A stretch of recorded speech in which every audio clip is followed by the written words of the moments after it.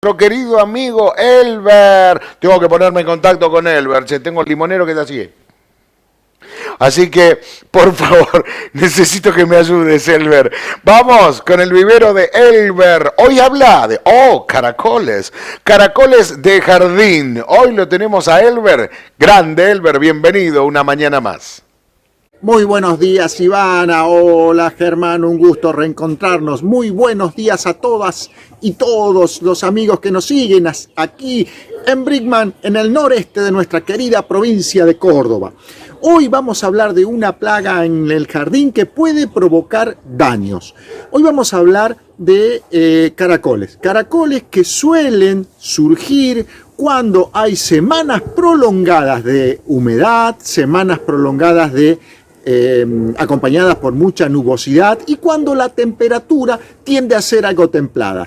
Ellas salen y allí provocan daños en la huerta, provocan en las plantas florales, en los plantines de flor y también en aquellos brotes tiernos de los frutales.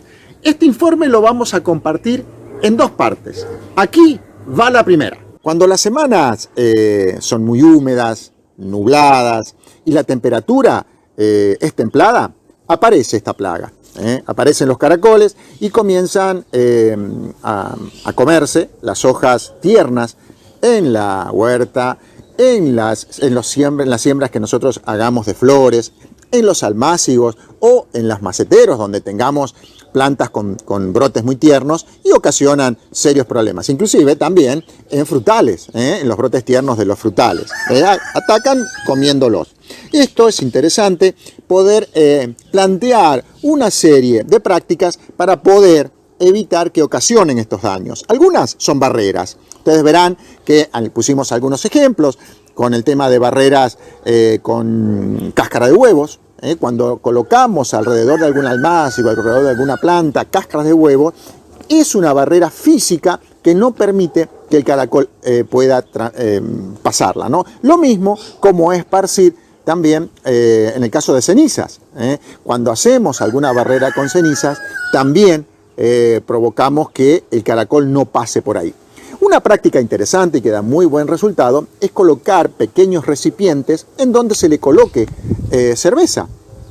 Son muy atraídos por las cervezas. Entonces el caracol cae dentro del recipiente y allí, ahí se muere. Entonces son varios elementos muy prácticos como para tener en cuenta para el control de estos moluscos que provocan daños muy severos, cuando la cantidad es muy grande. Lógicamente se ubican en los lugares muy húmedos, generalmente debajo de matas de plantas, debajo de algún elemento físico, donde hay mucha humedad. Siempre ellos están donde hay mucha humedad. Por eso también cuando nos excedemos en el riego, también podemos provocar que ellos puedan desarrollarse mucho más. A veces con los controles de riego también podemos frenar un poquito.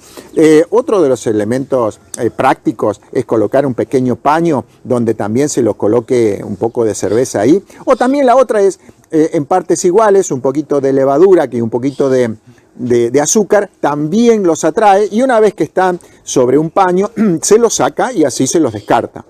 Son maneras prácticas. Hay también algunos elementos químicos que no desarrollamos en este informe. Así que un poco a tener en cuenta estos elementos para cuidar nuestras plantas de la aparición de estas plagas.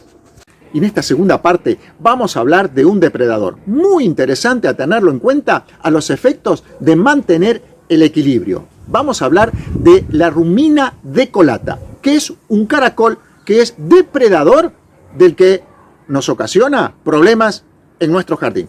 Ahí va la segunda parte del informe.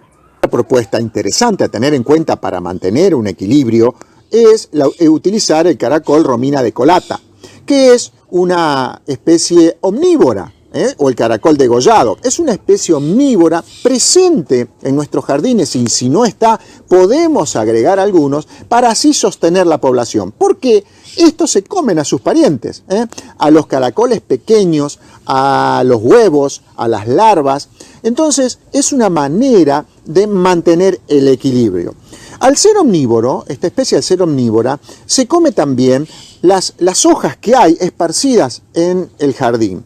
Por eso es muy interesante tenerlo en cuenta, porque deja en última instancia comerse las hojas de las plantas vivas. Entonces, es una interesante alternativa porque nos permite de esa manera sostener una población de manera biológica y no ocasiona daños a los sembrados que tenemos, tanto sea de hortalizas como de flores, como de algunos frutales en sus brotes tiernos, ya que si no hay caracoles, decíamos, se alimenta de las hojas que pueda encontrar en el suelo, y eso es muy común en cualquier jardín. Por eso es muy interesante poder contar, si no tenemos y encontramos, porque se suelen encontrar, podemos esparcir algunas de estas caracolas para así tener una población que nos permita también mantener un equilibrio con aquella que nos provoca problemas en nuestro jardín.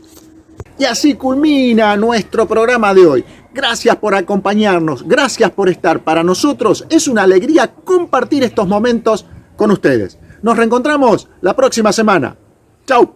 Chao, Elber, muchísimas gracias como siempre por este bloque tan interesante que aporta muchísimas cosas para el cuidado del jardín, de las plantas y de lo que tengamos. Esos que hay apasionados por la jardinería,